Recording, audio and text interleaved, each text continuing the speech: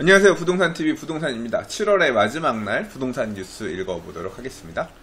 저희 부동산TV 구독자가 6,000명을 돌파했습니다. 만세! 감사합니다. 구독해주셔서. 4,000명 넘어서부터는 이 구독자 늘어나는, 이게 좀 이렇게 처지는 느낌? 구독자가 예전처럼 그렇게 많이 늘어나지 않는 것 같은 그런 느낌이 듭니다. 근데 이제 구독자 늘어나는 부분에 대해서는 느긋하게 마음 먹기로 했습니다. 기존에 구독하고 계신 분들 실망시켜 드리지 않는 꾸준한 컨텐츠를 좀 계속 보여드리려고 고민하고 있고 노력하고 있습니다. 앞으로도 많이 이뻐해 주세요.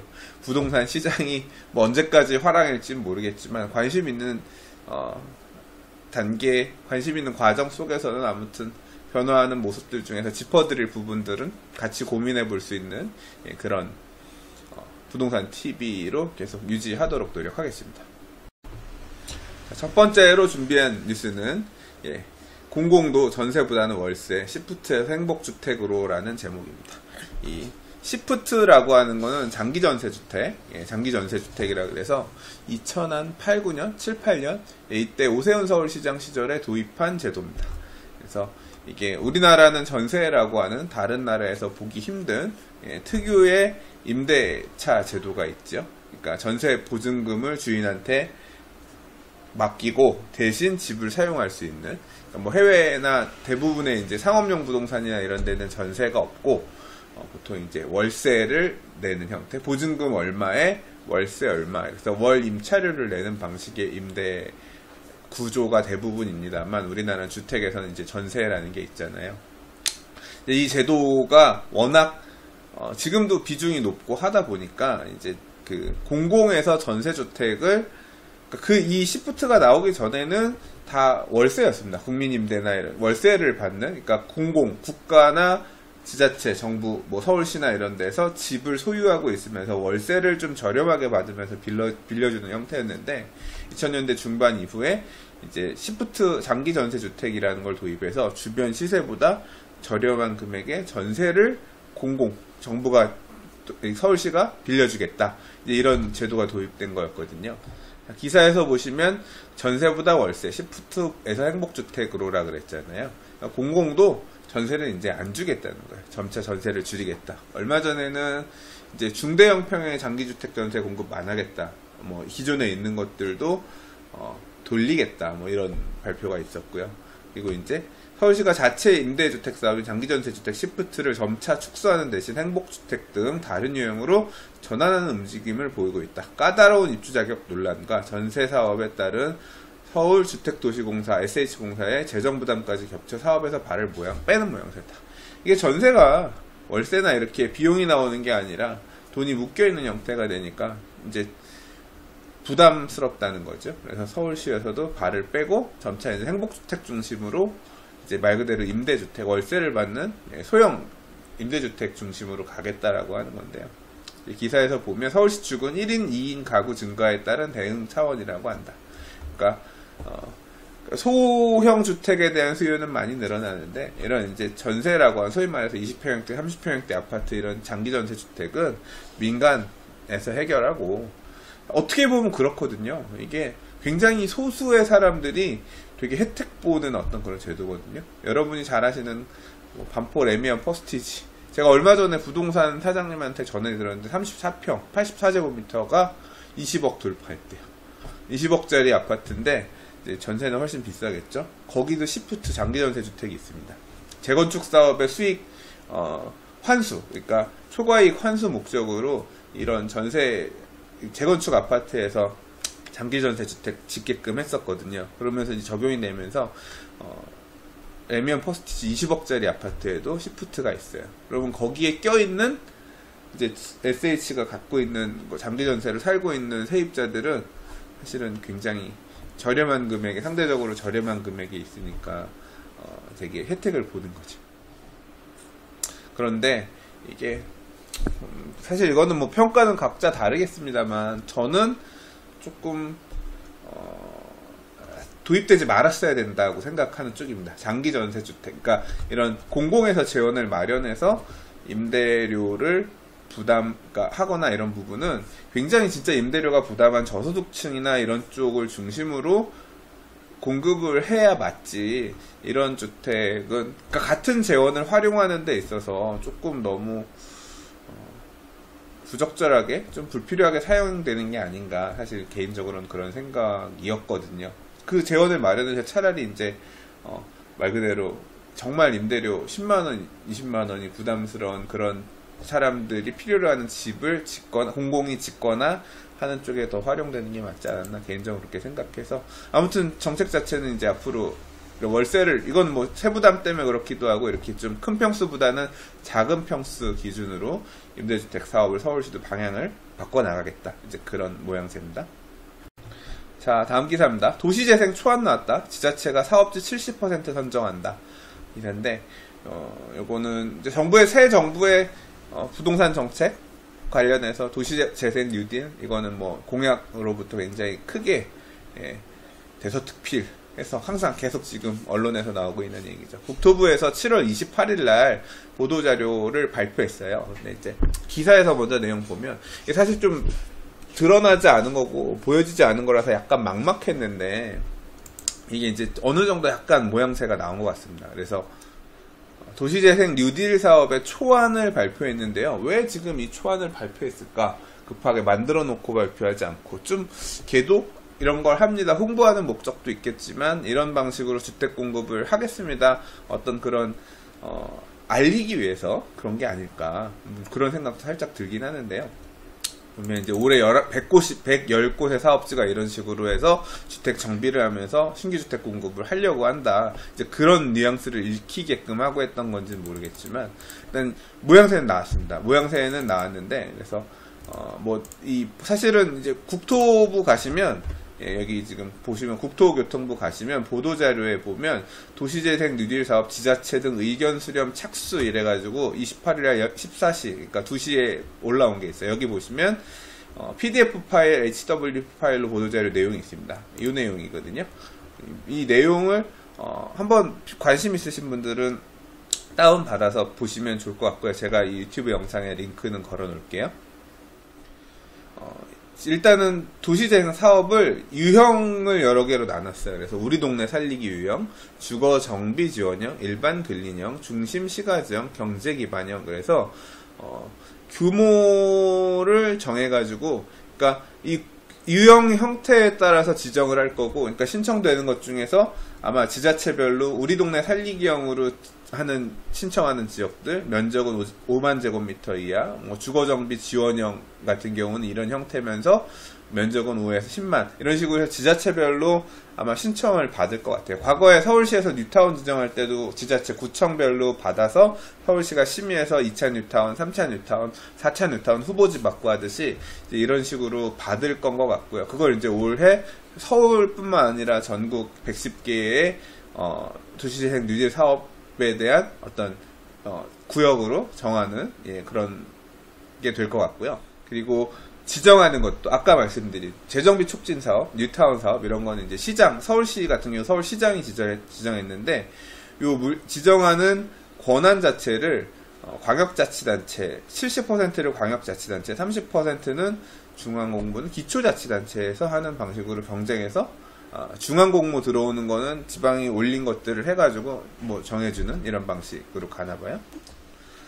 내용만 보면 중앙정부 얘기도 있고, 이거는 조금 고민을 해봐야겠긴 하지만, 내년에 빈집법이 시행되기는 하지만 이런 식으로 광역으로 정비하기 위해, 이게 말 그대로 그냥 이런 식으로 정비하겠습니다라고 하는 방향인 건지, 아니면 이걸 하기 위해서 특별법이 옛날에 도시재정비 촉진을 위한 특별법처럼 별도의 특별법을 만들지도 모르겠다는 생각이 드네요. 왜냐하면 얼마 전에 이제 뉴스 나올 때 그런 내용이 있었거든요. 이런 식으로 도시재생 정비 사업 가면서 최근에 이제 기사 보면 또 있지만, 이런 걸 목적으로 지금 투기 세력들이 가서 작업한다, 그런 얘기들도 있거든요. 그러니까 말이 투기 세력이지만 선투자, 빨리 들어가서 먼저 혜택을 볼 수 있는데 먼저 쌀 때 들어가겠다, 이런 수요들이 가는 게 있어서 그런 걸 막기 위한 제도도 고민하겠다, 이런 보도자료가 있었던 적이 있습니다. 과거에 돌아가면 아까 말씀드린 대로 도시재정비 촉진, 그러니까 정비 촉진을 위한 특별법, 소위 말하는 도시 재촉법에도 보면 재정비 촉진 지원이 들어가면서 한편으로는 투기가 우려되니까 그 당시에 토지거래 허가 구역으로 지정을 했거든요. 기존에 있는 사람들이 정비하는 건 맞는데 신규 거기에 매수를 할 때는 제한적으로만 매수할 수 있게끔, 토지거래 허가를 받아야 매수할 수 있게끔 이런 식으로 제한을 걸었거든요. 그래서 만약에 이게 그런 식으로 맞물려서 어떤 그런 규제책하고 같이 섞여서 갈 가능성도 있어는 보입니다.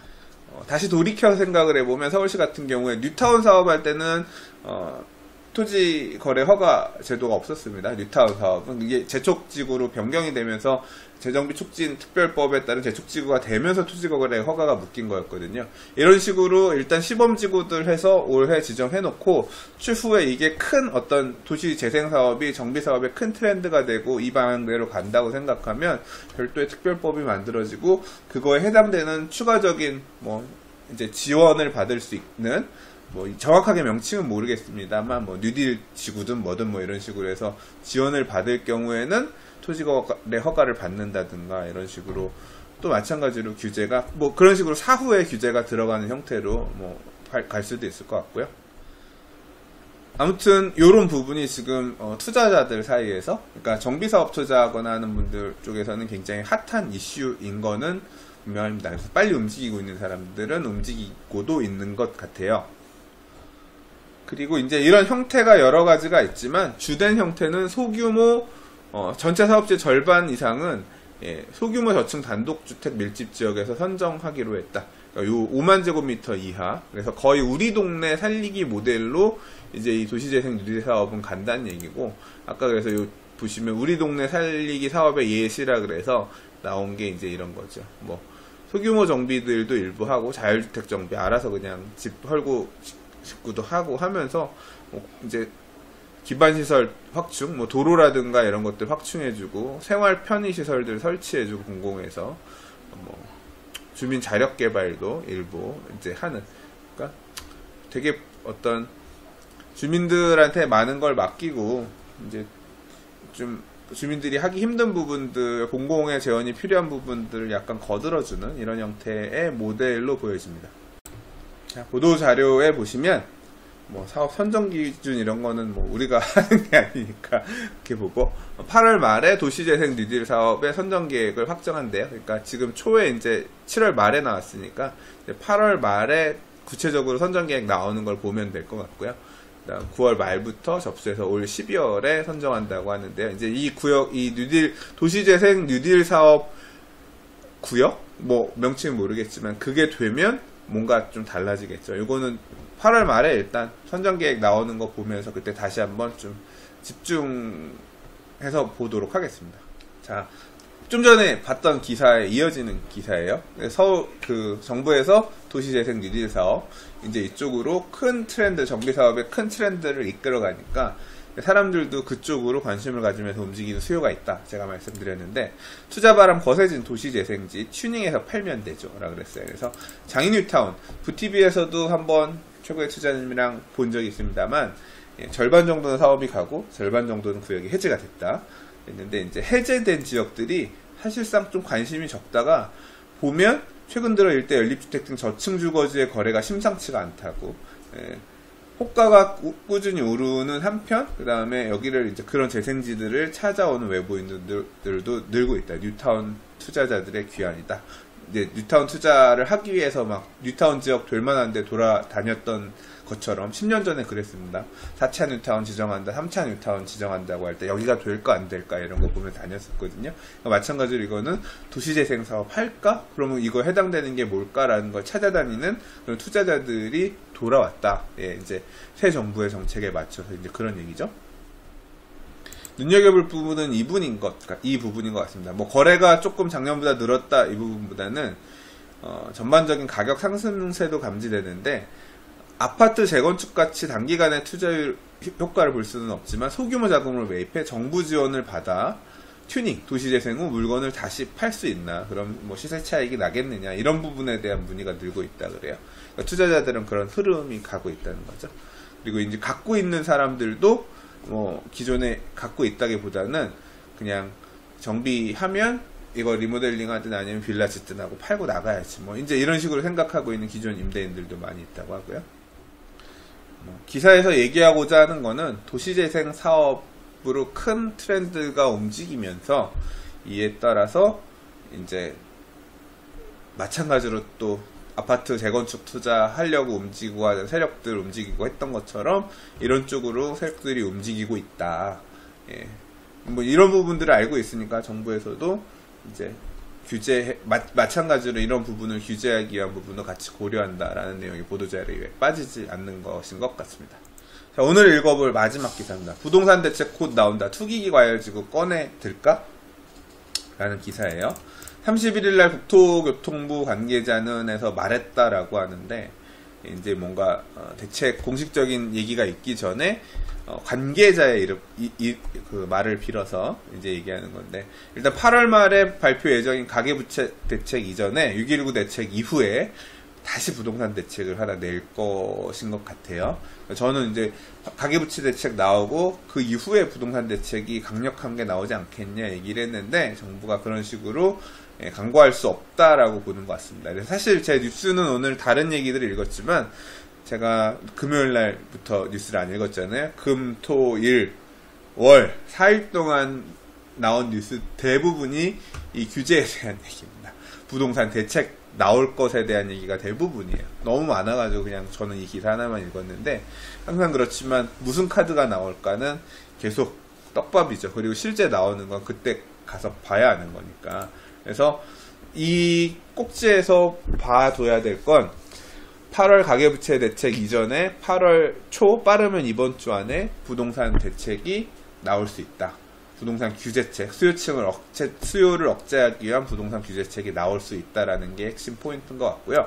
그 다음에 제가 이번 주 중에는 이제 여기 보면 기사에 여러 가지 얘기가 있습니다. 뭐 투기과열지구가 되면 뭐가 어떻게 되고, 그 다음 뭐 얘기 나오는 것들 중에서 주택거래 신고제가 나올 수가 있고, 그게 되면 어떻게 되고, 뭐 이런 부분들이 있거든요. 제가 요거는 궁금해 하실 분들이 많은 것 같아서 뉴스로 읽기보다는 별도의 꼭지로 각 꼭지를 따서, 제가 각 꼭지를 따서 부동산 TV에다가 좀 올려보도록 하겠습니다. 그래서 좀 이해하시기 쉽게끔 짤막한 클립으로 올려보도록 하겠습니다. 자, 오늘 준비한 뉴스는 여기까지입니다. 오늘 뉴스도 봐주셔서 감사하고요. 7월 한 달 동안 뉴스 봐주셔서 감사합니다. 7월 동안 고생 많으셨고요. 8월달 휴가 가시는 분들 많이 계실 것 같은데 즐거운 휴가, 여행들 되셨으면 좋겠습니다.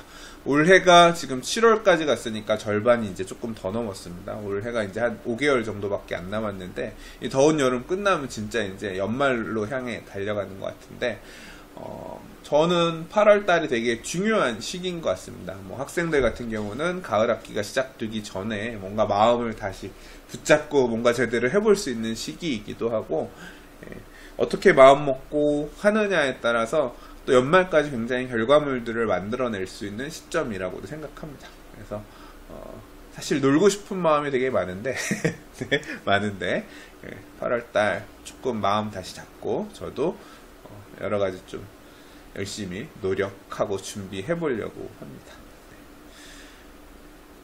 화이팅하는 8월이 됐으면 좋겠습니다. 부동산TV 구독하기, 좋아요 또 항상 부탁드리겠습니다. 감사합니다. 부동산이었습니다.